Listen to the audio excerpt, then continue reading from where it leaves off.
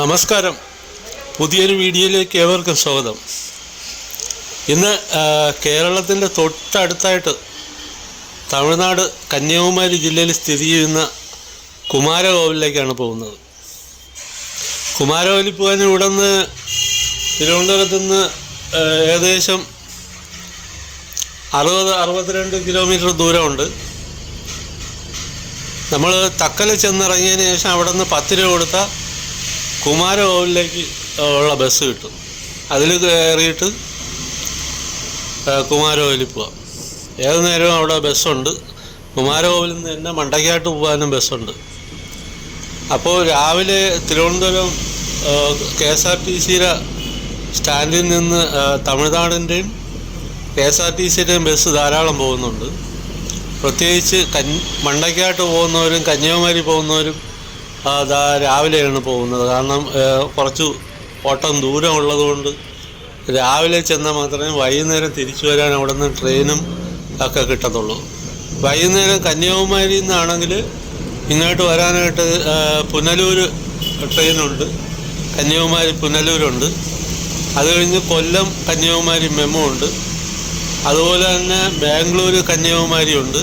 അതുപോലെ തന്നെ പൂനെ കന്യാകുമാരി. അങ്ങനെ 3-4 ട്രെയിനുകൾ രാവിലെ തന്നെ ഉണ്ട്. അതുപോലെ തന്നെ വൈകുന്നേരമുണ്ട്. അപ്പോൾ മണ്ടയ്ക്കാട്ട് പോകാനായിരുന്നാലും കുമാരകോവിലിൽ പോകാനായിരുന്നാലും നിങ്ങൾ തിരുവനന്തപുരത്ത് നിന്ന് 50 രൂപ ടിക്കറ്റ് എടുത്താൽ മതിയാവും നാഗർകോവിലേക്കും കന്യാകുമാരിയിലേക്കും. അപ്പോൾ നിങ്ങൾ എരണിയിൽ ഇറങ്ങിക്കഴിഞ്ഞാൽ അവിടെ നിന്ന് കുറച്ച് മെയിൻ റോഡിലോട്ട് നടന്നു പോകാനുള്ള ദൂരമാണ്. അവിടെ നിന്ന് എരണിയൽ കോണമെന്ന് പറഞ്ഞൊരു സ്ഥലമുണ്ട്. ആ ജംഗ്ഷനിൽ നിൽക്കുമ്പോൾ മണ്ടയ്ക്കാട്ടും അതുപോലെ തന്നെ കുമാരകോവിലും പോകാൻ അവിടെ നിന്ന് ബസ് കിട്ടും. ഏകദേശം 9 രൂപ പോയിൻ്റാണ് തക്കലയ്ക്കും മണ്ടയ്ക്കാട്ടും ഒക്കെ പോകാനുള്ള ദൂരം. 9 രൂപ പോയിൻ്റാണ്. അവിടെ തമിഴ്നാട്ടിൽ പ്രത്യേകിച്ച് ടിക്കറ്റ് ചാർജ് വളരെ കുറവാണ്. മിനിമം ചാർജ് 7 രൂപയാണ്. പിന്നെ അവിടെ മുതിർന്ന സ്ത്രീകൾക്കും മറ്റുള്ളവർക്കൊക്കെ ടിക്കറ്റ് ഇല്ല. മുതിർന്ന പൗരന്മാർക്ക് 5 രൂപ ടിക്കറ്റ്, അങ്ങനെയൊക്കെയാണ് തമിഴ്നാട്ടിലെ ടിക്കറ്റ് രീതികൾ.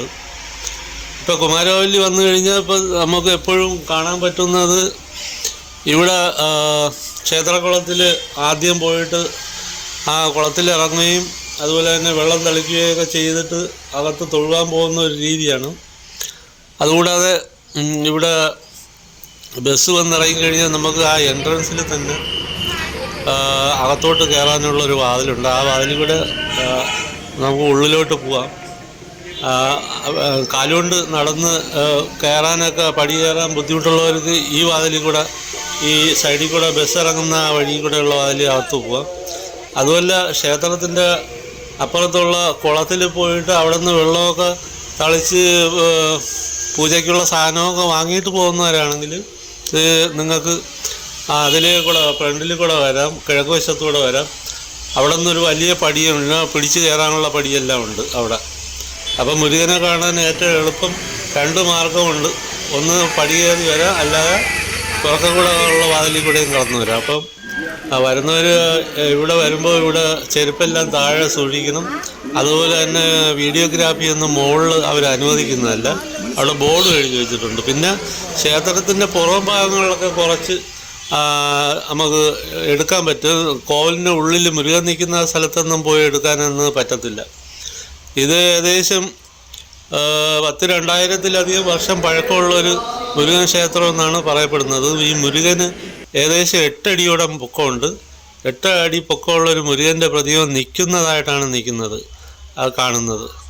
അതായത് മുരുകൻ്റെ സ്തൂപം നമുക്ക് ഇനി പുറത്ത് നിന്നാലും നമുക്ക് അതിനകത്തുള്ള നിലവിളക്കിൻ്റെയും മറ്റ് വിളക്കിൻ്റെ പ്രകാശത്തിൽ നല്ല രീതിയിൽ പുറത്ത് നിന്ന് ഉള്ളവർക്ക് വേണമെങ്കിലും കണ്ടു തൊഴുവാൻ പറ്റുന്നതാണ്.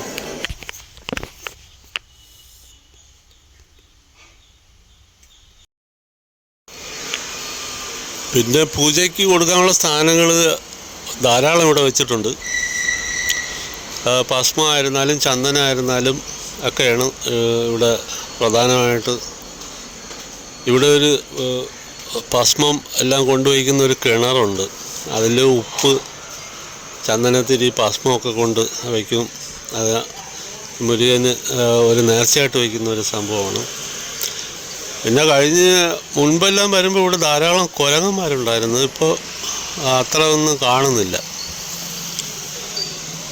പിന്നെ നല്ല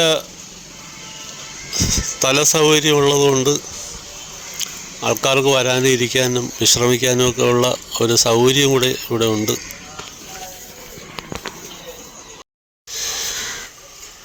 കുമാരകോവിലിൽ വളരെ സവിശേഷമായിട്ടുള്ള ഒരു ചടങ്ങാണ് തല മൊട്ടയടിക്കുക, ചന്ദനം പൂശിയിട്ട് ഇവിടെ പ്രദക്ഷിണം വയ്ക്കുക, കാവടി എടുക്കുന്നത്. ഇവിടെ ആണ്ടുതോറും കാവടി എടുക്കുന്ന ഒരു ഉത്സവമുണ്ട്. കാവടി മുരുകന് വളരെ പ്രിയപ്പെട്ട ഒന്നാണ് കാവടി. പാൽക്കാവടി, പറവക്കാവടി, ഭസ്മക്കാവടി, അങ്ങനെ പല രീതിയിൽ കാവടികൾക്ക് പേരുകളുണ്ട്. അപ്പോൾ അത്തരത്തിലുള്ള വലിയ കാവടി ഉത്സവം എല്ലാ വർഷവും പല പ്രാവശ്യമായിട്ട് ഇവിടെ പല ഏരിയയിൽ നിന്ന് ഭക്തർ കൂട്ടമായിട്ട് ഒരു ഘോഷയാത്ര പോലെ വന്ന് മുരുകന് കാവടി സമർപ്പിക്കുന്ന ഒരു ചടങ്ങുണ്ട്. പിന്നെ ഇവിടെ വഴിപാടായിട്ട് കാവടി നടത്തുന്നവർക്ക് ഈ ക്ഷേത്ര കമ്മിറ്റിയിലെ ദേവസ്വമായിട്ട് സംസാരിച്ചു കഴിഞ്ഞാൽ അവർ അതിന് വേണ്ടുന്ന സഹായങ്ങളെല്ലാം ചെയ്തു തരും. കാവടി ഉണ്ടാക്കാനും അതിനെല്ലാം ഇവിടെ തന്ത്രികളെല്ലാം ഉണ്ട്, അതിന് വേണ്ടുന്ന ജോലിക്കാരുമുണ്ട്. കുമാരകോവിലിൻ്റെ സൈഡിൽ കാണുന്നത് ഈ വേളിമലയാണ്. ഈ വേളിമലയിൻ്റെ മുകളിലെല്ലാം ഒരുപാട് ക്ഷേത്രങ്ങളും മറ്റു കാര്യങ്ങളൊക്കെ കെട്ടിയിട്ടുണ്ട്. പക്ഷേ അവിടെ നേരെ പോകാനുള്ള വഴികളൊന്നുമില്ല. ഈ പ്രകൃതി മനോഹരമായിട്ടുള്ള ഒരു സ്ഥലമാണ് ഈ സ്ഥലം മൊത്തത്തിൽ നമുക്ക് കാണാൻ കഴിയുന്നത്.